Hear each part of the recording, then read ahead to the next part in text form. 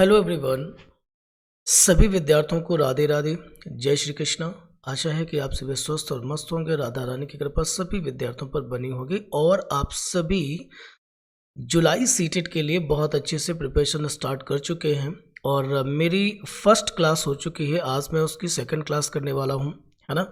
आज हम लोग सेकंड क्लास को डिस्कस करेंगे और एक चीज़ और भी है कि शायद किसी स्टूडेंट को ऐसा लग रहा हो कि सर ने मुझे कंटेंट नहीं पढ़ाया और सीधे क्वेश्चन यूज़ करना शुरू कर चुके हैं। तो बेटा आज हम लोग ना एक नई स्ट्रेटजी पर हम लोग काम करेंगे, मतलब क्वेश्चन के साथ साथ कंटेंट भी पढ़ेंगे। इससे आपको कंटेंट अलग से पढ़ने की कोई ज़रूरत नहीं पड़ेगी, ठीक है। और दूसरी बात यह है, आप देख सकते हैं कि हम आपको क्वेश्चंस भी कराएंगे, साथ में आपको कंटेंट के ऊपर भी चर्चा करेंगे, ठीक है। इसका रीज़न क्या है? इससे क्या होगा कि आपको अलग से दोहरी मेहनत करने की ज़रूरत नहीं पड़ेगी और क्वेश्चन के साथ चीज़ों को समझने का मज़ा ही कुछ और है, ठीक है। आते हैं एक बात और कि जितना भी कंटेंट या मैटर या आप यूँ कह सकते हैं कि जो क्वेश्चंस होंगे, देखिए क्वेश्चंस हम लोग मोस्टली जो एग्ज़ाम्स में पूछे जा चुके हैं उस पर जो आधारित हैं उनको हम लोग करेंगे। दूसरी बात यह है कि सारा डेटा हमारा एनसीईआरटी बेस्ड होगा और जो विद्यार्थी ये पहली क्लास देख रहे हों वो बेटा फर्स्ट क्लास भी ज़रूर देख लें, ठीक है। बहुत सटीक विश्लेषण आपको मिलने वाला है, बहुत ज़्यादा नियरेस्ट चीज़ें आपको मिलेंगे एग्ज़ाम के हिसाब से, है ना। और दूसरी बात ये है कि सभी विद्यार्थियों से अनुरोध भी है कि सभी अपने दोस्तों को शेयर ज़रूर कर दें और सब्सक्राइब जरूर करवा दें। एक बात और, जो विद्यार्थी पढ़ाई कर रहे हैं, देख रहे हैं, सुन रहे हैं, है ना, वो बेटा लाइक्स और कमेंट भी कर दिया करो, थोड़ा सा कष्ट कर दिया करो। ऐसा नहीं है बिल्कुल निष्क्रिय होकर के चीज़ों को देखेंगे तो उसका आनंद आपको नहीं मिलेगा, कम मिलेगा। और आइए क्लास को स्टार्ट करते हैं बिना किसी और बातचीत के, है ना। और ध्यान रखिएगा कि जो एग्ज़ाम में ना थ्योरी नहीं आती, एग्ज़ाम में क्वेश्चन ही आता है, क्वेश्चन ही बनता है। तो क्वेश्चंस के ऊपर ज़्यादा फोकस करने की ज़रूरत है आपको फ़िलहाल, क्योंकि सीटेट के एग्ज़ाम बहुत नज़दीक है ना। 2 से ढाई महीने आपके पास कम्प्लीटली होंगे, तो ठीक से उसको पढ़ते हैं हम लोग। चलते हैं, पहला क्वेश्चन हम लोग देखेंगे क्या लिखा हुआ है। कह रहे हैं कि एक शिक्षिका, ध्यान दीजिएगा, सॉरी एक मिनट, एक शिक्षिका अपनी कक्षा में सृजनात्मक विद्यार्थियों को किस प्रकार से प्रोत्साहित कर सकती है, ठीक है। सबसे पहली बात तो ये है कि ये जो आपका सृजनात्मक विद्यार्थी है ये क्या होता है, इसको हम लोग क्रिएटिव स्टूडेंट्स कह सकते हैं। और इसे किस तरह से समझा जाए इस पर हम लोग बात करते हैं। तो सबसे पहले तो क्वेश्चन का जवाब देख लेते हैं क्या बन सकता है। एक शिक्षिका अपनी कक्षा में सृजनात्मक विद्यार्थियों को किस प्रकार से प्रोत्साहित कर सकती है, मतलब जो सृजनशील विद्यार्थी हैं उनको किस प्रकार से क्लास में इनकरेज किया जाए। फर्स्ट ऑप्शन लिखा हुआ है अपसारी चिंतन पर बल देकर, मतलब बच्चों को कहेंगे आप कि आप आउट ऑफ द बॉक्स सोचें, ठीक है। बेस्ट ऑप्शन चूज कीजिएगा, मेरे साथ आप भी। अभिसारी चिंतन पर बल देकर मतलब आप कन्वर्जन थिंकिंग की बात करेंगे। सी ऑप्शन देखिएगा लिखा हुआ है अनेक परिप्रेक्ष्यों को प्रोत्साहित करके। परिप्रेक्ष्य का मीन्स होता है ऑस्पेक्ट, पहलू, परसेप्शन, कुछ भी कह सकते हो आप, है ना। अनेक परिप्रेक्ष्यों को प्रोत्साहित करके तथा मूल विचारों को महत्व देकर। मूल विचारों इन द सेंस जो विद्यार्थी के मन में विचार आए होंगे उनको महत्व दिया जाना चाहिए, ठीक। और किसी भी विषय के अधिकतम पक्षों को ध्यान में रखकर चिंतन किया जाना चाहिए। तो इसका जो उत्तर बनने वाला है वो आपका ऑप्शन सी हो जाता है। इससे क्या होगा, बच्चों के अंदर सृजनशीलता का विकास और अधिक होगा, ठीक है। आइए सेकंड पेज पे हम लोग कुछ और जानने वाले हैं, थोड़ा सा समझ लेते हैं। देखिए सृजनात्मकता से अर्थ क्या होता है सबसे पहले जान लेते हैं। तो सृजनात्मकता का अर्थ होता है नवीन निर्माण, ठीक है ना। नवीन निर्माण का मतलब ये होता है कि जो नए नए खोजें होती हैं, नई नई चीज़ों का निर्माण होता है, उसे सृजनात्मकता ही कहा जाता है। जैसे बहुत सारी चीज़ें हैं बेटा, एक टाइम था कि हमारे पास मोबाइल फ़ोन नहीं था, एक टाइम था कि बैंक से पैसा निकालने के लिए मतलब मुझे मैन्युअली प्रेजेंट होना पड़ता था, है ना। आज आप देख रहे हो किस तरीके से हार्ड मनी वो सॉफ्ट मनी में कन्वर्ट हो चुकी है, ठीक, और कितना हमारे लिए इजी गोइंग हो गया है। आज पढ़ाई लिखाई भी हमारे लिए कितनी इजी गोइंग हो गई है, कुछ नहीं करना पड़ रहा। आप देखिए अपने घर में बैठे हो और मैं आपको ऑनलाइन थ्रू पढ़ा रहा हूँ, ठीक, और आपको अपने घर से निकलने की ज़रूरत नहीं है। दूसरी बात ये है कि यूट्यूब पे बिल्कुल फ्री क्लासेस आपको मिल रही हैं, और वो भी कैसे, जो पेड करने से कभी मिला करती थी, ठीक है। तो ये सब नवीनता है और क्रिएटिविटी है। दूसरी बात अगर हम करेंगे, सृजनशील विद्यार्थी में निम्न विशेषताएं होंगी, क्या हो सकती हैं, ध्यान दीजिएगा। इनका जो IQ होता है ना वो 120 प्लस होता है। एक एवरेज पर्सन का जो IQ होता है वो 90 to 100 या 110 के आसपास का होता है, ठीक है। लेकिन इनका IQ जो होता है 120 प्लस होता है। जिन बच्चों ने, एक मूवी रिलीज हुई थी 3 इडियट्स, उम्मीद है सभी स्टूडेंट्स ने देखी होगी। जिन लोगों ने ना देखी हो तो बेटा अब देख लीजिएगा, वैसे बहुत टाइम गुजर चुका है उसको रिलीज़ हुए, है ना। उसमें इन चीज़ों का फ़र्क जरूर दिखाया गया है, और क्रिएटिविटी होती क्या चीज़ है उसके संबंध में कई सारे क्लिप, कई सारे सीन्स हैं, ठीक। दूसरी बात है, अगर समय मिला तो उसके ऊपर कभी डिस्कस भी करेंगे। दूसरी बात है कि इनमें नए विचारों व नए समाधान का जन्म होता है ना। जो सृजनशील विद्यार्थी होते हैं ना, उनके अंदर नए विचार आते हैं और नवीन समाधान, मतलब किसी भी एक समस्या के अनेक समाधान इनके पास हो सकते हैं, ठीक है। थर्ड पार्ट आ जाता है, थर्ड नंबर है आपका, इनमें उच्च चिंतन व सूचना प्रक्रमण होता है। उच्च चिंतन होता है और सूचना प्रक्रमण होता है। इसको थोड़ा सा समझ लेते हैं, ये क्या चीज़ होती है। उच्च चिंतन का मतलब होता है इनके अंदर हाई लेवल का थिंकिंग होता है। ये वो सब नहीं सोचते जो सामान्य जन सोचते हैं, ठीक है। इनके दिमाग में वो चीज़ें आती भी नहीं है, या उस पर इनको सोचने की या चिंतन करने की ज़रूरत ही नहीं होती, ठीक है। सूचना प्रक्रमण क्या होता है बेटा, इसको ना इंफॉर्मेशन प्रोसेसिंग कह सकते हो, प्रक्रमण जिसको बुलाते हैं। इसको बड़ी ही सरल भाषा में आप समझ सकते हो कि आपने एक कीपैड फ़ोन लीजिएगा, है ना, और एक स्मार्टफोन लीजिएगा। दोनों की प्रोसेसर में फ़र्क होता है, दोनों की प्रोसेसिंग में फ़र्क होता है। आप देखिएगा जो कीपैड फ़ोन आते हैं उनको कॉल करने में भी वो टाइम लेते हैं और कॉल को डिस्कनेक्ट करने में भी वक्त लेते हैं। स्मार्टफोन क्या होता है, इन दोनों में बहुत कम समय लेंगे, लगभग नहीं के बराबर। दूसरी बात है, ये एक के साथ कई काम इनमें एक साथ किए जा सकते हैं, और इनका प्रोसेसर इतना मजबूत है, उसमें इतनी कैपेबिलिटी है कि आपको एक से ज़्यादा विषयों पर या ज़्यादा चीज़ों पर एक साथ आप वहाँ काम कर सकते हैं, है ना। तो इसलिए इनको स्मार्ट कहा गया। मतलब है कि कीपैड फ़ोन का प्रोसेसिंग स्लो है और स्मार्टफोन की प्रोसेसिंग फास्ट है। इसका मतलब है स्मार्टफोन का जो IQ लेवल है 120 प्लस है, और कीपैड का फ़ोन जो है IQ हो गया वो 90 to 100 के बीच हो गया, मतलब एवरेज या एवरेज से कम हो गया, ठीक है। आशा है कि आपको समझ आ गया होगा कि सूचना प्रक्रमण का अर्थ क्या होता है। दूसरी बात है, उस ऊपर जो क्वेश्चन यहाँ पे लिखा हुआ था, यहाँ पे देखिएगा अपसारी चिंतन और अभिसारी चिंतन के संबंध में भी कुछ बोला गया है। तो मैंने आपको अपसारी चिंतन और अभिसारी चिंतन क्या होता है उसको बताने का कोशिश किया हुआ है। देखिएगा, अपसारी चिंतन और अमूर्त चिंतन दोनों सेम होते हैं। दोनों का अर्थ ये होता है, इसको इंग्लिश में हम लोग डाइवर्जेंट थिंकिंग के नाम से जानते हैं, या इसको ऑब्स्ट्रैक्ट थिंकिंग भी कहा जाता है। इसका अर्थ ये होता है उन विषय वस्तुओं के बारे में विचार आना, सोचना, जो आपके प्रत्यक्ष नहीं है, सामने नहीं है, उनके बारे में चिंतन करना, या प्रकृति में मौजूद ही नहीं है, ठीक है, उनके बारे में विचार आना। अब बात कर लेते हैं, इसको out of the box thinking भी बुलाया जाता है।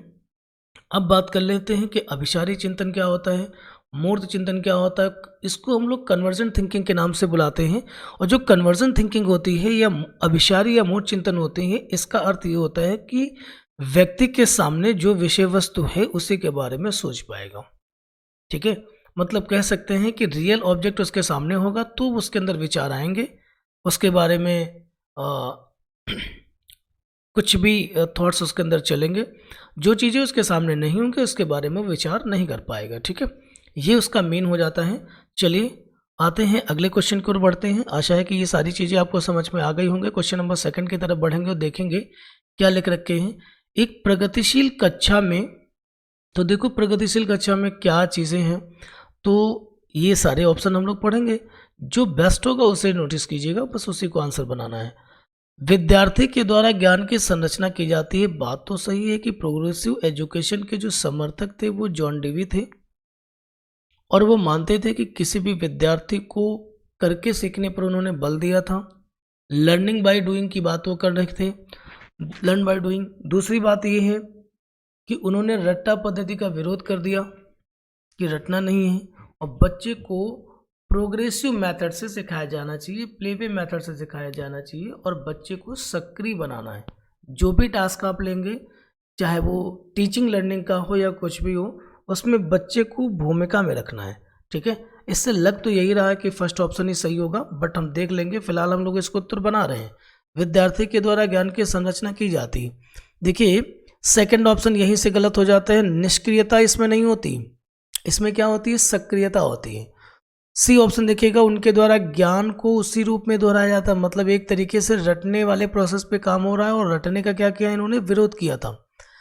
डी ऑप्शन आएंगे, शिक्षकों के निर्देशों के अनुसार विद्यार्थी के द्वारा ज्ञान अनुसरण करना, मतलब जो शिक्षक कह रहे हैं हूबहू शब्दशः उसको क्या करना है, फॉलो करना है। एक प्रकार के रटने जैसा ये भी हो जाता है। ठीक है, कह रहे हैं ना कि देखिए अनुसरण कर रहा है। ठीक, इसलिए BCD आपके देखिए एलिमिनेट हो चुके हैं। सो ऑप्शन आपका सही हो जाएगा फर्स्ट। क्वेश्चन नंबर 3 पे आएंगे।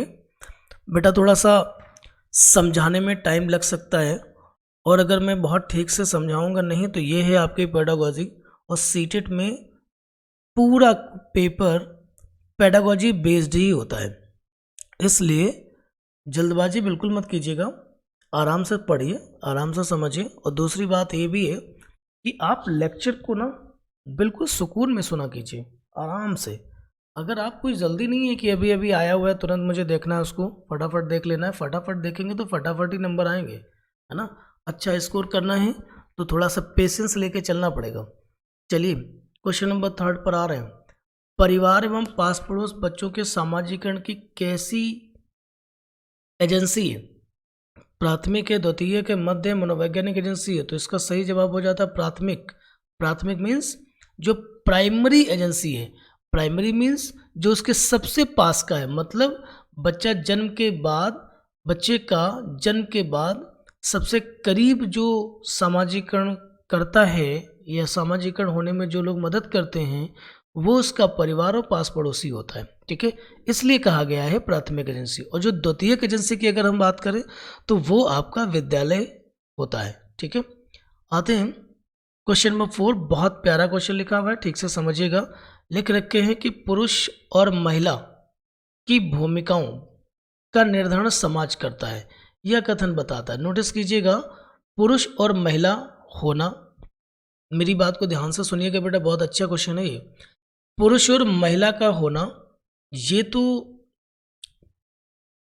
कह सकते हो कि बायोलॉजिकल प्रोसेस है और नेचुरली डिसाइड होता है। नेचर स्वयं डिसाइड करता है कि कौन पुरुष है कौन महिला है क्या है। लेकिन इनका प्रश्न ये नहीं है, इनका प्रश्न है उनकी भूमिकाओं का निर्धारण समाज करता है। भूमिकाओं इन द सेंस, भूमिकाओं का मतलब ये है जैसे हम सब जानते हैं हमारे घरों में, है ना, माँ बहनें और बेटियां सभी हैं, स्त्रियां हैं। तो हमारे घर में क्या है कि महिलाओं की भूमिका फिक्स है। फिक्स होने का अर्थ ये हो गया है कि घर के चौका चूल्ही और भोजन बनाने का काम, अतिथि के स्वागत करने का काम, ये सब महिलाओं का होगा। ठीक है, पुरुष का काम घर से बाहर का काम होगा। जितने भी घर से लेके बाहर तक के डिसीजंस होंगे वो सब पुरुष ले रहा होगा, है ना। मतलब कह सकते हो कि परिवार और समाज के बीच जो केंद्रीय भूमिका में होगा वो पुरुष होगा, और इसका निर्धारण कौन कर रहा है? समाज ही कर रहा है। और समाज कैसा रहा है? पुरुष प्रधान समाज रहा है, पितृसत्तात्मक समाज रहा है। तो कह रहे हैं कि इन चीज़ों का निर्धारण क्या कहलाता है? तो देखिएगा, लैंगिकता सामाजिक अवतरण है। जो जेंडर है वो कैसा है? सामाजिक अवतरण है, मतलब समाज के द्वारा निर्धारित किया गया है या दिया गया है या पैदा हुआ है। लिंग शब्द जो है वो प्राकृतिक नहीं है, सामाजिक है, ये वो कहना चाह रहे हैं। अब देखिए सेकंड नंबर जो लिखा हुआ है ऑप्शन, लैंगिकता आनुवंशिक प्रतिभा है। तो देखिएगा, लैंगिकता आनुवंशिक प्रतिभा नहीं है। प्रकृति ने नहीं तय किया था पुरुष और महिलाओं की भूमिका, उसने तो सिर्फ और सिर्फ, है ना, सेक्स के आधार पर दोनों में कुछ हद तक विभेद जरूर करे हैं, शारीरिक बनावट और भावनाओं को से संबंधित, बाकी चीजें तो नहीं। लैंगिकता अंतर्निहित अवतरण है, अरे ये तो हो ही नहीं सकता है। सो आपका यहाँ पर फर्स्ट उत्तर सही हो जाता है, फर्स्ट ऑप्शन सही आ जाता है। क्वेश्चन नंबर 5 को हम लोग ध्यान से पढ़ेंगे। लिख रखे हैं कि जब बच्चे प्राप्त की गई सूचनाओं की व्याख्या करने के लिए अपने अनुभव के आधार पर सोचते हैं तो उसे क्या कहा जाता है? ठीक है, तो उसे कहते हैं अमूर्त सोच, अपसारी चिंतन, या उसको आउट ऑफ द बॉक्स भी कहा जाता है। क्वेश्चन नंबर 6 की तरफ आ चुके हैं हम लोग, इसको ठीक से समझेंगे। कह रहे हैं कि अधिगमकर्ताओं को व्यक्तिगत क्षमता के आधार पर उनकी कठिनाइयों के विभिन्न स्तरों को ध्यान में रखते हुए पढ़ाने की विधि को क्या कहा जाता है? पहली चीज तो ये है कि विद्यालय स्तर पर व्यक्तिगत क्षमता के आधार पर उनको अलग अलग बांटने का काम हम नहीं करेंगे। क्यों नहीं करेंगे? क्योंकि वो समावेशी शिक्षा के विपरीत चला जाएगा और बाल केंद्रित शिक्षा का कहीं ना कहीं विरोध करेगा। ठीक है, लेकिन प्रश्न पूछा जा रहा है तो इसका अर्थ ये हो जाता है कि वो विभेदी अनुदेशन हो जाएगा। विभेदी अनुदेशन का मतलब ये होगा, अनुदेशन को इंग्लिश में बेटा कहा जाता है इंस्ट्रक्शन। ठीक है, विभेदी का मतलब हो रहा है कि वो भेद पैदा कर रहा है व्यक्तिगत क्षमता के आधार पर, मतलब जैसी किसी बच्चे की क्षमता होगी उसको उस हिसाब से इंस्ट्रक्ट किया जा रहा है। ठीक है, इसको क्या कहा जाएगा? विभेदी अनुदेशन कहा जाएगा। ठीक, अगले क्वेश्चन की ओर बढ़ेंगे हम लोग। नेक्स्ट क्वेश्चन को हम लोग देखेंगे। थोड़ा सा ना आप लोग भी ध्यान में रखा करो, क्वेश्चन को पढ़ो और ऑप्शन को ढूंढो क्या उत्तर बन सकता है, मेरे जवाब का इंतजार मत किया करो। ठीक है, अधिगमकर्ताओं की उपलब्धि का आकलन शिक्षकों की सहायता करता है। ध्यान दीजिएगा, मतलब ये है जो विद्यार्थी टेस्ट देते हैं या अध्यापकों के द्वारा असेसमेंट किया जाता है। ठीक, तो हर बार स्टूडेंट को ये लगता है कि गुरुजी हर बार मेरा मूल्यांकन कर रहे हैं, मुझे असेस कर रहे हैं। एक्चुअली वहाँ पर बच्चों का टेस्ट करने से या टेस्ट लेने से कई मामलों में शिक्षकों की भी मदद होती है और उनको भी पता चलता है कि उन्होंने जो काम किया है वो कितना सक्सेस हो पाए हैं उसमें, या अभी कहाँ पर कमियां छूट गई हैं। ठीक है, उसी से रिलेटेड क्वेश्चन है आपका ये, अधिगमकर्ताओं की उपलब्धि का आकलन शिक्षकों की सहायता करता है। तो फर्स्ट ऑप्शन देखिएगा, उनके प्रदर्शन का रिकॉर्ड रखने में जी नहीं, शिक्षण अधिगम विधियों की प्रभावशीलता का मूल्यांकन करने में बढ़िया ऑप्शन है, यही सही होगा। शिक्षकों की अधिगम विधियों की प्रभावशीलता का मूल्यांकन करने में कैसे, इस चीज को समझ लो। देखिएगा, कह रहे हैं कि अधिगमकर्ताओं की उपलब्धि बच्चों ने कितना अचीव किया है, इस बात की आकलन करने में शिक्षकों की क्या मदद होती है। तो शिक्षक ये समझ पाते हैं कि जिस मेथड से बच्चों को उन्होंने पढ़ाया है वो कितना इफेक्टिव रही है। अगर वो इफेक्टिव कम है तो मेथड को बदल देना है, अगर इफेक्टिव ठीक है तो मेथड को क्या कर लेंगे, हम अपना लेंगे और सभी बच्चों के बीच उसको शामिल करेंगे जिससे ज़्यादा से ज़्यादा बच्चों की हम मदद कर सके। ठीक है, क्वेश्चन नंबर 8 पर आएंगे और इसको हम लोग समझेंगे। लिख रखे हैं कि बहुसंवेदी शिक्षण, ध्यान रखिएगा, बहुसंवेदी शिक्षण अधिगम की प्रविधि में अधिगम संवर्धन हेतु दृश्य, श्रव्य, स्पर्श और संवेदनाओं का एक साथ प्रयोग किया जाता है। तो सबसे पहले समझ लीजिएगा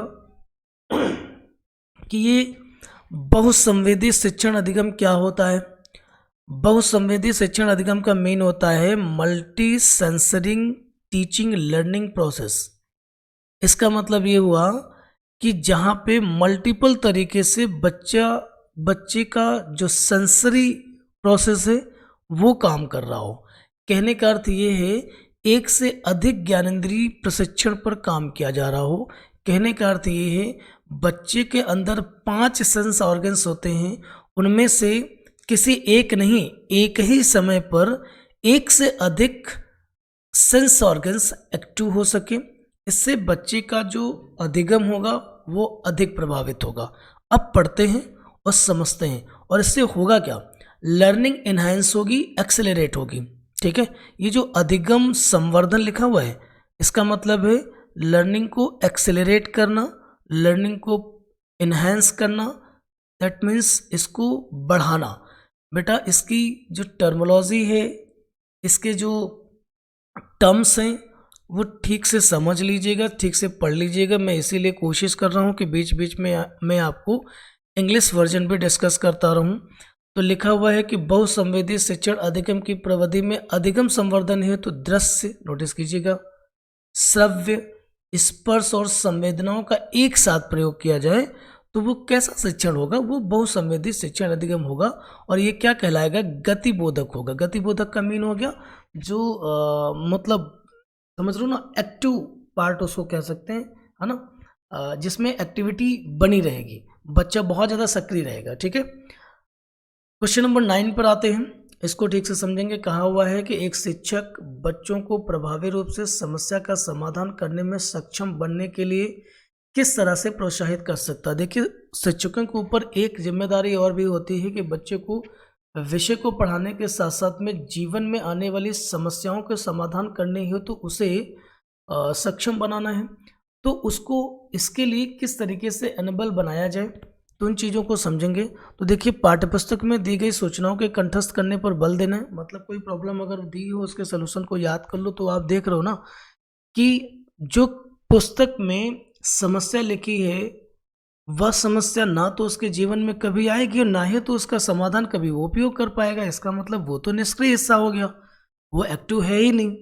सेकंड पार्ट में आते हैं, बच्चों को समस्या के बारे में सहज अनुमान लगाने एवं बहु विकल्पों को देखने के लिए प्रोत्साहित करके। बढ़िया चीज़ है, मतलब है कि बच्चों को पार्टिसिपेट करने का मौका दीजिए, बच्चों को उस प्रॉब्लम को शेयर कीजिए, बच्चों से कहिए कि आप इसका सहजता के साथ अनुमान लगा करके बताएं और एक से अधिक सलूशन देने की कोशिश करें, है ना। जिससे क्या होगा, एक मिनट, जिससे क्या होगा कि उनके अंदर इस तरीके का उत्साह बढ़ेगा और प्रॉब्लम सॉल्विंग कैपेबिलिटी धीरे धीरे करके बढ़ जाएगी। ठीक है, अब देखिएगा सी ऑप्शन लिख रखे हैं, बंद उत्तर वाले प्रश्नों का अभ्यास कर ना भैया, वो तो मुक्त उत्तर पर सोचेगा तभी तो कुछ बता पाएगा ना। समस्या का समाधान स्वयं कर मतलब अध्यापक खुद ही बता दे कि क्या सोल्यूशन हो सकता है। तो इससे बच्चों के अंदर समस्या समाधान की क्षमता कभी डेवलप ही नहीं हो पाएगी। क्वेश्चन नंबर 10 को बेटा पढ़िए। क्वेश्चन नंबर 10 में जो लिखा हुआ है उसको ठीक से समझेंगे। निम्नलिखित में से कौन विकास के व्यापक आयामों की सही पहचान करता है। मतलब आप निम्नलिखित में से किसे कहेंगे कि बालक का सर्वांगीण विकास हुआ है। ठीक है, बहुत सिंपल क्वेश्चन है, बढ़िया क्वेश्चन है। ठीक है, विकास के व्यापक आयाम का मीन हो गया बच्चे के सर्वांगीण विकास के एस्पेक्ट को ध्यान में रखकर आपको जवाब देना है। तो देखिएगा, मुझे बेस्ट ऑप्शन आपका सेकंड लग रहा है और यही होगा भी। सबसे पहले शारीरिक मतलब शरीर आपका स्वस्थ हो, जब शरीर स्वस्थ होगा तो कॉग्निटिव सेक्शन आपका ठीक होगा। संज्ञानात्मक विकास जिसको कहा जाता है, इसका संज्ञानात्मक विकास को आप मानसिक विकास, बौद्धिक विकास या इसको आप मेंटल डेवलपमेंट के नाम से भी बुला सकते हैं। संवेगात्मक विकास मतलब हो गया इमोशंस का डेवलपमेंट, वो भी बैलेंस्ड। ठीक है, और सामाजिक, हम सामाजिक प्राणी हैं, समाज में रहेंगे और सामाजिक समस्याओं का निदान करेंगे तो समाज का ज्ञान होना बेहद जरूरी है। तो मेरा अनुमान है कि अगर इन सभी क्षेत्रों में बच्चे का संतुलित विकास होता है तो उसके विभिन्न आयामों का विकास हो जाएगा। देखिए, फर्स्ट ऑप्शन आपका आध्यात्मिक एवं सामाजिक, अध्यात्म नहीं भी होगा तो आवश्यक नहीं है। देखिए, संज्ञान जरूरी है ना। अब यहाँ पर सी ऑप्शन में उन्होंने शरीर को कहीं पर शामिल नहीं किया, और शरीर ही ठीक नहीं होगा, स्वस्थ शरीर में स्वस्थ मस्तिष्क निवास करता है। ये लाइन हम लोग बचपन से सीखते आ रहे हैं। वो अलग बात है कि साइकोलॉजी जस्ट इसका अपोजिट मानती है ना।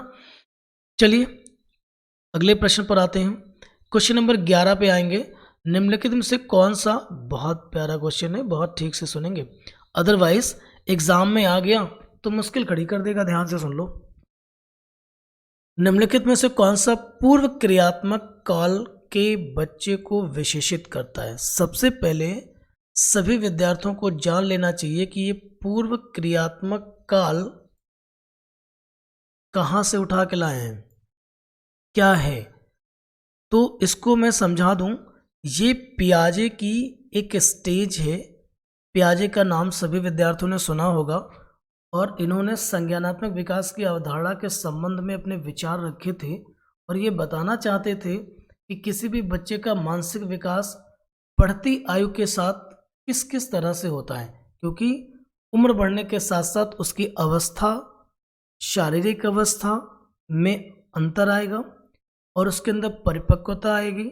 उस परिपक्वता और बढ़ती उम्र के साथ बच्चे का मानसिक विकास किस तरीके से होगा, इसके बारे में पियाजे ने अपने विचार रखे हैं और बहुत ही शुद्ध रूप में रखे हैं, मैं कहूँगा। उसमें से एक ये स्टेप उन्होंने दिया है और उससे पूछ रहे हैं कि निम्नलिखित में से कौन सा पूर्व क्रियात्मक काल के बच्चे को विशेषित करता है, मतलब पूर्व क्रियात्मक काल की निम्नलिखित में से कौन सी विशेषता है। ठीक है, देख लो बेटा, विलंबित अनुकरण, वर्तुल प्रक्रिया, विचारों की अनुक्रमिता और इनमें से कोई नहीं। एक बात और ध्यान से सुन लो, उत्तर तो यहाँ पे आपका सी बनता है, विचारों की अनुक्रमिता। ठीक, आप किसी कहीं और से इन चीज़ों को अगर पढ़ते हैं ना तो एक समस्या ये है, आपने उत्तर तो देख लिया कि ऑप्शन सी बनेगा, लेकिन पूर्व क्रियात्मक अवस्था की सिर्फ एक ही विशेषता तो होती नहीं है, इसलिए इसकी पूरी विशेषताओं को पढ़ा जाना ज़रूरी है। आइए कुछ चीज़ों के बारे में हम आपको समझा देते हैं यहीं पर। ठीक है, ये मत समझिएगा कि जीन पियाजे को हम लोग कभी दोबारा पढ़ेंगे नहीं। एक तो ये है कि प्लेलिस्ट में इसका लेक्चर आपके पास है, आप जाकर के वहाँ पर चीज़ों को देख सकते हैं। प्लेलिस्ट में जीन पियाजे डालिएगा और आपको वहाँ पे मिल जाएगा, है ना। ये पहले से लेक्चर वहाँ पे डाल रखा है हमने। फिर भी जीन पियाजे को थोड़ा सा हम लोग डिस्कस कर लेते हैं। तो देखिए, लिखा हुआ है कि जीन पियाजे ने बच्चों के मानसिक विकास के संबंध में अपने विचार रखे थे और उन्होंने ये 4 लेवल बताए थे, जिसमें से फर्स्ट आपका है जिसको सेंसरी मोटर स्टेज कहा जाता है, जिसकी एज होती है 0 से 2 साल। बेटा कभी कभी ना तो उसने बस इतने से पूछ लिया है ना, कि सेंसरी मोटर स्टेज का पीरियड कितना है, क्या है। दूसरा लिखिएगा, प्री ऑपरेशनल स्टेज से आपका 2 to 7 ईयर्स के बीच आ जाएगा। थर्ड है आपका कंक्रीट ऑपरेशनल स्टेज, जिसको मूल संक्रियात्मक अवस्था कहा जाता है, और ये प्री ऑपरेशनल स्टेज को कहा जाता है पूर्व संक्रियात्मक अवस्था, जिसकी बात अभी हो रही थी। और सेंसरी मोटर स्टेज को कहा जाता है संवेदी प्रेरक अवस्था। कंक्रीट ऑपरेशनल स्टेज में है 7 से 11 साल, और लास्ट आपका है फॉर्मल ऑपरेशनल स्टेज, जो 11 से ऊपर की ओर कहा जाता है, 11 से 15 या उससे अधिक। ठीक है, तो फॉर्मल को क्या कहते हैं? फॉर्मल को कहा जाता है अमूर्त या अपसारी चिंतन की अवस्था, या इसको ऑब्स्ट्रैक्ट थिंकिंग के स्टेज भी इसको बोला जाता है। तो ये पियाजे के 4 लेवल थे और वो मानसिक विकास के संबंध में यहाँ पे बताने वाले थे। ठीक है, आते हैं जो हमारा क्वेश्चन था, थोड़ा सा उसको समझ लेते हैं। उसमें हम लोगों को जानना था कि विचारों की अनुक्रमिता क्या होती है, विशेषता उसकी क्या है। इसको इररिवर्सिबिलिटी कहा जाता है, मतलब अंग्रेजी शब्द से एक बात पता चल रही है कि इस अवस्था में रिवर्सिबिलिटी नहीं आएगी। रिवर्सिबिलिटी का जस्ट अपोजिट लिखा हुआ ये एंटोनिम है। ठीक है, सो रिवर्सिबिलिटी का मीन होता है पलटावी। पलटावी मीन्स जिसमें विचारों में अनुक्रमीयता ना रह जाए, उस पर बात कर रहे हैं। पियाजे की पूर्व संक्रियात्मक अवस्था में घटित होती है। पहली बात तो ये कि पूर्व संक्रियात्मक अवस्था की ये विशेषता है, और इसमें होता क्या है, जिसमें बालक वस्तुओं, संख्याओं आदि को उलटना पलटना नहीं जान पाता है। ठीक है, इसका मतलब ये हो गया कि ठीक इसके बाद वाली स्टेज में ये प्रॉपर्टी आ जाएगी।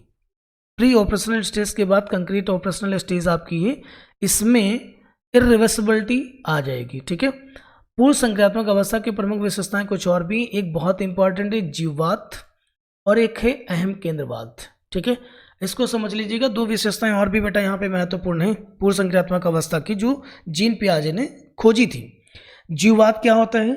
जीववाद ये होता है कि जैसे आप जानते हो कि सड़क पर चलते हुए बच्चा अगर गिर जाए और रोने लगे तो वो कहता है कि सड़क ने मुझे पीट दिया, तो उसकी माँ क्या करती है कि सड़क को थोड़ा सा पीट देती है तो बच्चा शांत हो जाता है। इसका अर्थ ये हो जाता है कि बच्चा जीववाद की घटना में है। इसका अर्थ ये भी है कि बच्चा अपने आसपास सभी निर्जीव वस्तुओं को सजीव मानता है।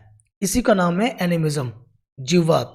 ये पियाजे के सेकंड स्टेज में मिलता है। दूसरी बात आ जाती है जो हमने अहम केंद्रिता की बात कर दी है, ईगोसेंट्रिज्म की बात कर दी है। अहम केंद्रिता ईगोसेंट्रिज्म का मेन ये होता है कि बच्चा अपने इर्द गिर्द उसकी अपनी दुनिया होती है और उसी दुनिया में वो खुश होता है। मतलब संसार को, दुनिया को देखने का उसका अपना ही दृष्टिकोण होता है। समाज में क्या चल रहा है, समाज में कौन से नियम, सिद्धांत, रीति रिवाज, मूल्य हैं, उससे इसका कोई लेना देना नहीं होता है। उसने अपनी ही एक दुनिया बना रखी होती है जिसका नाम होता है ईगोसेंट्रिज्म। ये पियाजे ने बताया था, ठीक है। और ये किस उम्र में होता है? तो प्री ऑपरेशनल स्टेज की अवस्था क्या है? 2 से 7 साल। इस अवस्था में जीववाद, ईगोसेंट्रिज्म, अहम केंद्रिता और इर्रिवर्सिबिलिटी की घटनाएं देखने को मिलती हैं, ठीक है। आशा है कि बेटा सभी को समझ में आ गया होगा और यहाँ से आप सारी स्टेजेस पढ़ लीजिएगा, याद कर लीजिएगा। संभव है कि एक बार में आपको याद ना हो तो स्क्रीनशॉट ले लीजिएगा, आप देख लीजिएगा, पढ़िएगा ज़रूर, ठीक है। नेक्स्ट क्वेश्चन आते हैं। जीन पियाजे के अनुसार बच्चे, हाँ एक बात और भी मुझे कहनी थी, ये मत समझिएगा कि जीन पियाजे में बस क्वेश्चन हो गया, खत्म हो गया। जीन पियाजे में ढेरों क्वेश्चन है। हम इसकी कंटेंट को फिर से एक बार किसी दिन पढ़ लेंगे, है ना, थ्योरी को देख लेंगे और जीन पियाजे से संबंधित जितने भी प्रश्न होंगे वो भी मैं किसी दिन करा दूंगा। चलिए आते हैं। जीन पियाजे के अनुसार बच्चे क्या करेंगे? बच्चे अपना विकास वयस्कों के अनुकरण से करते ना भैया, ऐसा उन्होंने नहीं कहा, ठीक है। पुरस्कार एवं दंड के सिद्धांत को अपना लेंगे? नहीं नहीं, बढ़िया ऑप्शन है। संसार के बारे में अपनी समझ की रचना सक्रिय रूप से करते हैं। नोटिस कीजिए, उन्होंने कहा था क्या है ना कि जीन पियाजे बच्चों को नन्हे अन्वेषक या छोटा वैज्ञानिक मानते हैं। इसलिए उनका मानना था कि बच्चे जो है ज्ञान की रचना सक्रिय रूप से कर ही लेते हैं, वो भी कहाँ? अपने संसार में, दुनिया में, ठीक है। इसलिए उत्तर यहाँ पे सी सही हो जाता है। अब देखिए डी को हम पढ़ रहे हैं कि बच्चे अपने ज्ञान का निर्माण सक्रिय रूप से समाज में परिवेश से करते हैं। ये बात पियाजे ने नहीं, वाइगोस्की ने कही थी, ठीक है। सो ऑप्शन आपका सी यहाँ पर सही होगा। क्वेश्चन नंबर 13 पर आते हैं। बहुत प्यारा सा क्वेश्चन लिखा है, ध्यान से पढ़ेंगे। पियाजे के मानसिक विकास सिद्धांत के अनुसार किस चरण में बालक में परिकल्पनात्मक चिंतन प्रारंभ हो जाता है? तो बेटा परिकल्पनात्मक चिंतन को हाइपोथेटिकल थिंकिंग कहा जाता है, ठीक है। और ये पियाजे के अंतिम चरण, जिसको हम लोग फॉर्मल ऑपरेशनल स्टेज या अमूर्त संक्रियात्मक अवस्था कहते हैं, उसमें देखने को मिलती है, ठीक। ये उसकी विशेषता है, तो इसको समझ लीजिएगा, ध्यान से पढ़ लीजिएगा। फिर मैं कह रहा हूँ कि पियाजे से संबंधित लेक्चर आपका प्लेलिस्ट में पड़ा है। जो लोग न्यू स्टूडेंट्स हैं, वो पियाजे को नहीं जानते हैं बिल्कुल भी, वो वहाँ जाके इसको देख लें, पढ़ लें, ठीक है। क्वेश्चन नंबर 14 पे आएंगे। विकास के मनोसामाजिक सिद्धांत के जनक कौन है? सिंपल है, एरिक्सन थे, कुछ बताने की जरूरत नहीं है। उन्होंने मनुष्य के विकास के 8 चरण उन्होंने बताए थे, ठीक है। और उन 8 चरणों को हम लोग फ्यूचर में अगली कक्षाओं में कहीं ना कहीं उनको देखेंगे, समझेंगे। और जिस समय एरिक्सन से संबंधित प्रश्न यहाँ पे पूछ लेगा, वहाँ पर हम लोग इसको डिटेल डिस्कस कर लेंगे फिर, ठीक है। आगे आते हैं बेटा। लास्ट क्वेश्चन हमारा है और ध्यान से देखेंगे इसको। एक समीकरण लिखी हुई B = FP निम्न में से किससे संबंधित है? ठीक, अगर आपको जवाब पता हो तो दीजिए, बताइए क्या हो सकता है। वैसे चलिए मैं ही बता देता हूँ, इसका सही उत्तर होगा कुर्ट लेविन। कई बार ये कर्ट लेविन के नाम से भी बुलाए जाते हैं, पढ़े जाते हैं। और ये कहना क्या चाहते थे, इन्होंने एक इक्वेशन ईजाद करी थी, बनाई थी, जिसमें B फॉर बिहेवियर होता है, F फंक्शनलिस्ट होता है, प्रकारवाद उत्पाद परिणाम जिसको कहेंगे, P पर्सन होता है और E एनवायरनमेंट होता है। इसको जान लीजिएगा, ठीक है। मैं एक बार फिर से रिपीट कर रहा हूँ। B आपका बिहेवियर है, F फंक्शनलिस्ट है, P पर्सन है, E एनवायरनमेंट है। वो कहना चाह रहे थे कि व्यक्ति का जो व्यवहार होता है वो व्यक्ति और उसके वातावरण का उत्पाद होता है, ठीक है। मतलब किसी भी व्यक्ति के व्यवहार का अगर आकलन करना है और जानना चाहते हो कि वो ऐसा व्यवहार क्यों कर रहा है, तो सबसे पहले उसकी व्यक्तित्व के को समझने की कोशिश करें और उसके बाद उसके एनवायरनमेंट को जान लें, तो आपको ये पता लग जाएगा कि उस व्यक्ति का व्यवहार ऐसा क्यों है, ठीक है। कई बार परीक्षाओं में इतनी ही बात पूछ ली है कि व्यवहार व्यक्ति और पर्यावरण का उत्पाद है, निम्नलिखित में से यह कथन किसका है? तो वो कथन कर्ट लेविन का है या कुर्ट लेविन का है। ठीक है, तो आज की क्लास हमको यहीं पर वाइंड अप करनी होगी और बहुत लंबा वीडियो मेरा खींचने का मन नहीं था। 15 क्वेश्चन हमने करा दिए हैं आपको, विद डिटेल और कंटेंट को भी मैंने शामिल किया हुआ है। आशा है कि ये पैटर्न आपको अच्छा लगा होगा। अगर बेटा इस तरीके से पढ़ना है और इस तरीके के पैटर्न को यूज़ करना है तो कमेंट्स में ज़रूर आकर के मुझे बताइएगा, तो मैं इसी को कंटिन्यू करूँगा। अगर आप चाहते हो कि थ्योरी को अलग पढ़ें और क्वेश्चंस को अलग करें तो वो भी मैं कर दूंगा, उसके लिए भी मैं बताइएगा। बट ये प्रोसेस जो होगा ना, मेरे हिसाब से बड़ा बेटर होगा, बहुत अच्छा होगा। इससे आपको दो चीज़ें अलग अलग नहीं पढ़नी पड़ेंगी और थ्योरी के क्वेश्चंस के साथ ही थ्योरी भी कंप्लीट हो जाएगी। और वैसे एक चीज़ और बता दूं ना कि सीटेट के एग्ज़ाम को लेकर के थ्योरी इम्पॉर्टेंट तो है, बहुत ज़्यादा इम्पॉर्टेंट है, नो डाउट। बट उसके साथ एक समस्या ये है कि कुछ क्वेश्चंस ऐसे आते हैं पेडागोजी में जिनको थ्योरी में जाकर के करने की समझने की ज़रूरत ही नहीं होती। हम फिजूल में अपना समय वहाँ पे खर्च कर रहे होंगे। कुछ क्वेश्चन ऐसे होंगे जो बिना थ्योरी के नहीं होंगे, तो उन क्वेश्चंस के लिए हम लोग तुरंत का तुरंत थ्योरी उससे संबंधित समझ लेंगे। इससे दिमाग में चीज़ें बनी रहेंगी और स्लिप नहीं होंगी और आपको बार बार जो भूल जाने की बीमारी है वो नहीं होगी। ठीक है, तो मैं ऐसे प्रोसेस पे काम करूँगा जिससे आपको दोबारा ना पढ़ना पड़े और आपको याद ना करना पड़े। आप बेटा कुछ मत करो, कोई नोट्स मत बनाओ, आप एक बार वीडियो को देखें और इसके बाद फिर 1-2 दिन बाद उस वीडियो को देख लें। इससे होगा क्या कि अगर आप कुछ भूल रहे होंगे तो वो फिर से रिमाइंड में आ जाएगा और दिमाग में वो चीज़ें आ जाएंगी। ठीक है, एक बात और कि मैं क्या बोलने वाला था, हाँ, पहली बार ऐसा है यूट्यूब के इतिहास में कि जो पेड कोर्सेज दिए जाते हैं इस तरीके से वहाँ पढ़ाया जाता है। मैं आपको फ्री कंटेंट दूंगा यहाँ पे पूरी तरीके से, और वैसा दे रहा हूँ जैसा कि लोग पेड कोर्स में प्रोवाइड कर रहे होते हैं, बिल्कुल प्योर और पास कराने और पढ़ाने वाली बात कर रहा हूँ। इसलिए ज़्यादा से ज़्यादा लोगों को शेयर जरूर करें।